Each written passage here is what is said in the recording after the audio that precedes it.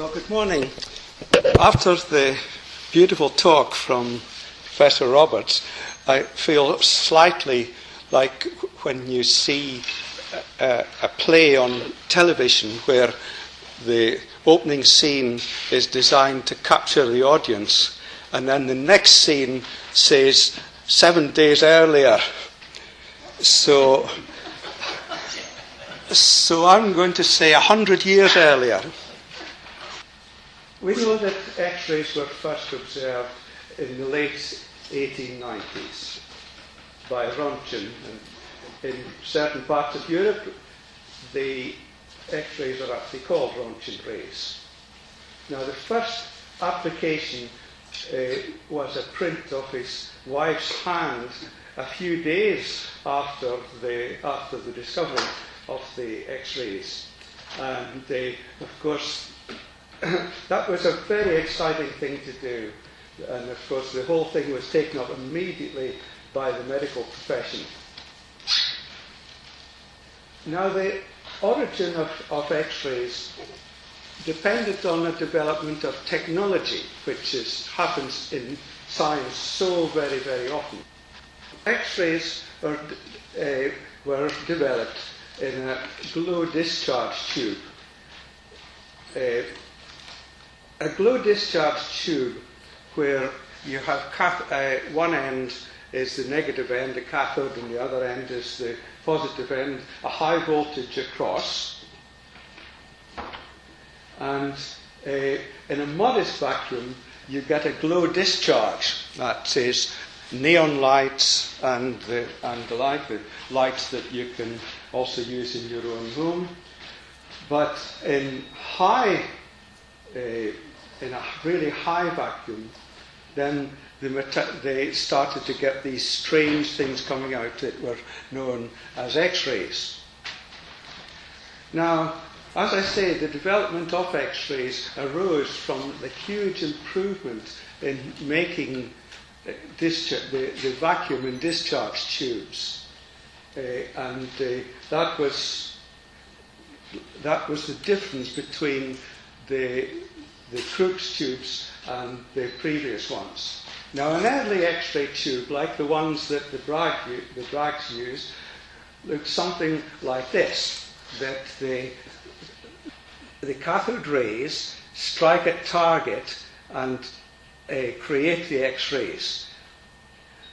The reason for using an auxiliary target and auxiliary anode is because obviously if you just had the normal anode as in a discharge tube, then of course the X-rays would come back in this direction. It would be a hopeless proposition.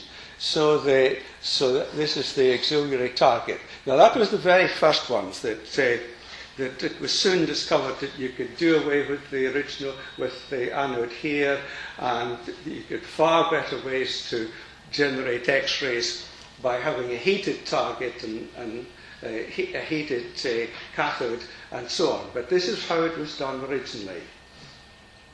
As I said, the great improvement in vacuum technology was the thing that made the difference. The Crookes tubes were 2 orders of magnitude better than the Geissler tubes, and one of the small things was that just not using rubber at all in the connection.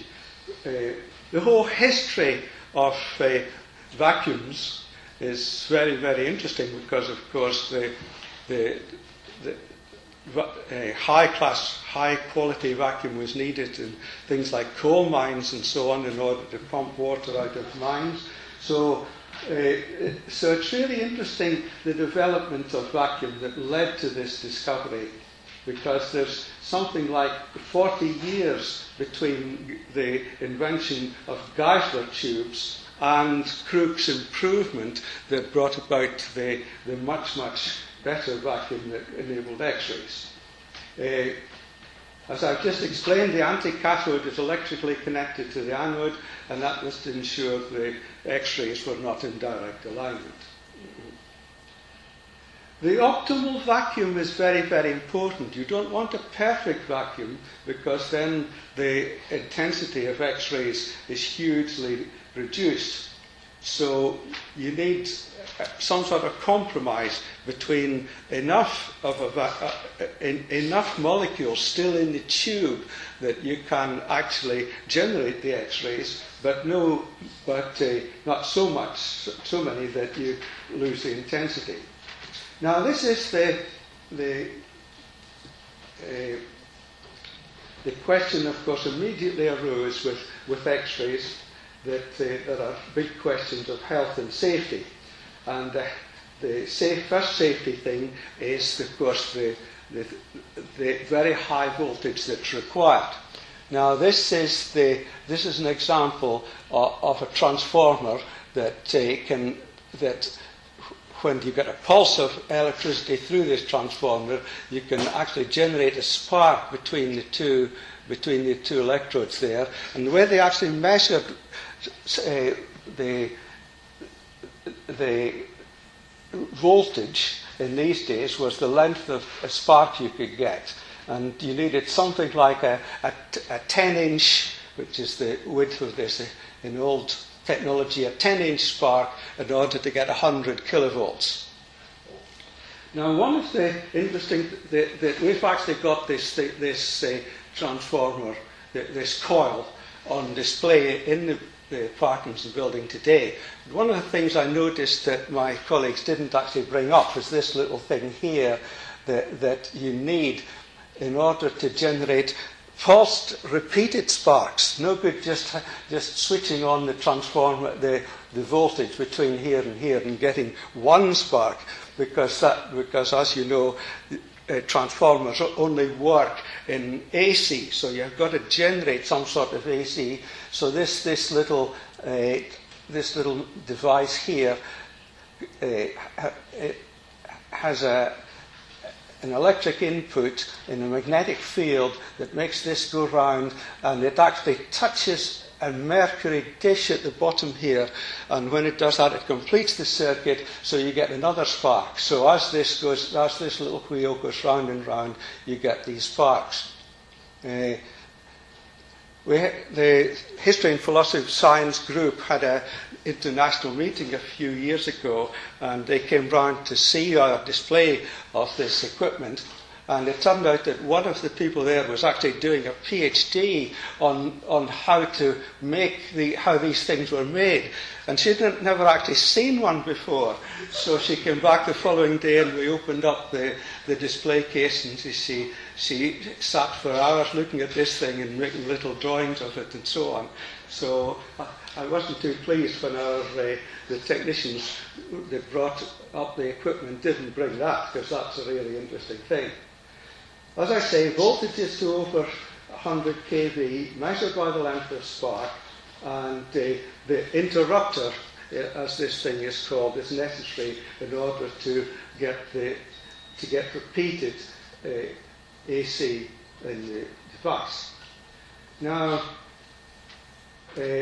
one other thing is that to just mention that this whole thing was made by Newton and Sons, a Newton and Company, and this was a manufacturer in Fleet Street that was a direct descendant of Sir Isaac himself, and apparently that ran well into the 20th century. No longer there, though. Now, of course, the next thing that people discovered was the very first thing they did was to make images of people's hands, and we saw the one from the Rontgen's wife's hand, and I think one of the first Bragg pictures was of his family's hands, and so on. But the trouble is that it's really bad news, because the X-rays actually generate free radicals such as OH, which are, of course, very nasty to have around. And it soon became clear that when the early work on it, the early users used their hands in order to see that it was working correctly, but that didn't last very long, because it was just so very dangerous. And you can see here one of the things in in the books of the history of X-rays, they say that the very first best was Edison's assistant, and that was only 1904, just 4 years after X-rays were actually discovered. So it was soon seen that they were very dangerous. And there is in Hamburg a memorial to the number of deaths from the use of X-rays, mainly in hospitals, because of course X-rays were just a godsend to hospitals to diagnose broken limbs and dislocated shoulders. I think was one of the very first things that happened. So I know that at the University of Dundee, where in my home area, they have a huge memorial there to the number of people who died in the first 10 years after it started. And then there's this European one, perhaps international one in Hamburg, where there's 169 names on the memorial. Now, Tony North has already told us something of the history of the Braggs in Adelaide, and he was a professor there, as Tony explained, for 20 years. In his first 15 years at university, he had little time for research and originally no experience at all in experimental physics. But again, as Tony explained, he realized that in order to be head of a physics department, you need to know something about experimental work, and gradually started working at that time on radioactivity, because that was one of the in things at the time. And almost immediately obtained some really very interesting results on the penetration of alpha particles. But with a very, very skilled experimentalist was William Bragg. And that he immediately sent off a note to Rutherford, who at that time was at McGill University in Montreal, but just so that the time, we would now send an email and you'd have a reply within 2 minutes. And he sent a letter to Canada from New Zealand, and it took 2 months to get a reply. For this work, was so good, so highly regarded and supported by Rutherford and other scientists, that Bragg immediately became a Fellow of the Royal Society and in demand for other universities, including, as it happens, Leeds. Now, but his strong supporter Rutherford was moving to Manchester and suggested Bragg for the vacancy at McGill. So Bragg was actually had the two choices there. That's written here: Leeds, close to Manchester, and Rutherford, or go to McGill, which was more highly regarded and more attractive offer, and possibly a rather nicer place to work. But it all came so as far as I understand from the textbook written by William Bragg's daughter, that he was on the point of accepting the job at McGill when the lab was burned down. So they just couldn't afford to replace it at the time. So McGill was finished and he came to Leeds. Again, as Tony mentioned, that although his work in Australia was on gamma rays, he had actually done a little bit of work on X-rays in Adelaide. And this arose because a manufacturing chemist who lived in Adelaide was home to visit his hometown in Leeds, and he brought back to South Australia 2 Crookes tubes made by Reynolds and Branson. And the story goes, the day after his arrival, he took them to Professor Bragg, who took an exposure of his own hand. Once again, the thing to do is take your own hand. So these were made by Reynolds and Branson, and people like myself that have been in Leeds for a long time recall that Reynolds and Branson actually had a shop across the road from the university into the 1970s. So this is a picture from the Brigade, and the Reynolds and Branson place is just out the car So it's very busy in the brigade when this picture was taken, so that's where they were. And they were people that could actually make these devices, which, you know, is very, very skilled in glass blowing to make things like that. His research then, it started that his research was on the nature of X-rays, based, of course, on the work that he'd already done on gamma rays. So, of course, at that time, you're thinking that X-rays are particles. The idea that they might be waves was very, very contentious. And in his early years, as I've written here, that it was a wave versus particle discussion, often termed the Bartlett versus Bragg controversy. Bartlett had already shown that X-rays were polarized, and of course, again, as Tony had mentioned, von Laue had demonstrated X-ray diffraction with when he shone X-rays into crystals, something really exciting was happening, and that obviously fired up the Braggs tremendously. Just as a postscript here, in the 1920s, Compton showed that scattered X-rays could be elastic or inelastic. So in some ways both Bartlett and Bragg were correct, but in their interpretation. Now during William Bragg's early years at Leeds, his son, as we know, was a student at Cambridge, reading first mathematics and then physics, just as his father had done. And following experiments by von Laue showing this pattern of spots when X-rays passed through the zinc blend, the Braggs decided to concentrate on X-rays. They still didn't know whether they were particles or waves, but this obviously was an exciting field to work in.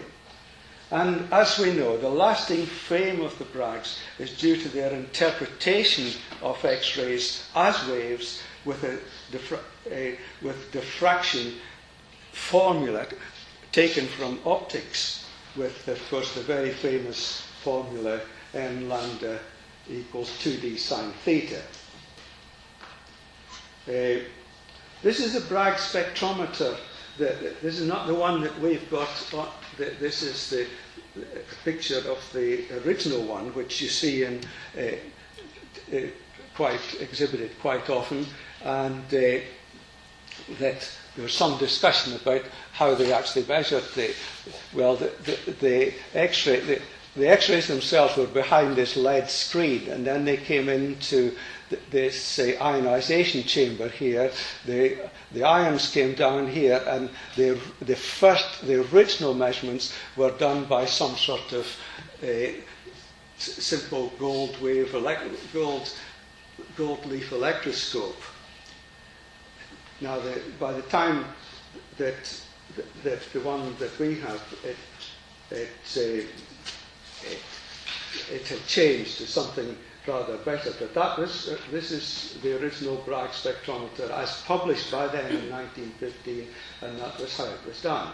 This is the one that we have on display, and very, very similar. But this was a commercial copy made by Pi at Cambridge and displayed in Leeds School of Physics. Now that's the formula. And in this optical formula, of course, lambda is the wavelength of the X-rays, theta is the change in angles, and d is the distance between the atomic layers. And that was just a fantastic thing. This is a combined father and son triumph, as Tony emphasised, with Lawrence Bragg suggesting the simple interpretation and the formula, and William Bragg at Leeds designing this spectrometer and carrying out the extremely delicate experiments. One interesting sideline here is that in these 3 years between 1914 and 1917, all Nobel Prizes in physics were on this very topic. Von Laue first, in 1914, then the Braggs in 1915. There was no Nobel Prize awarded in 1916, and Bartlett, who subsequently became a professor at Edinburgh, in 1917. Now, applications of X-rays, we'll be talking about them all day, but this just gives some idea of the energies involved. And you can see that for X-ray crystallography, relatively low energy at 10 keV. Airport security, 100 keV, so you don't want to be sitting inside your suitcase.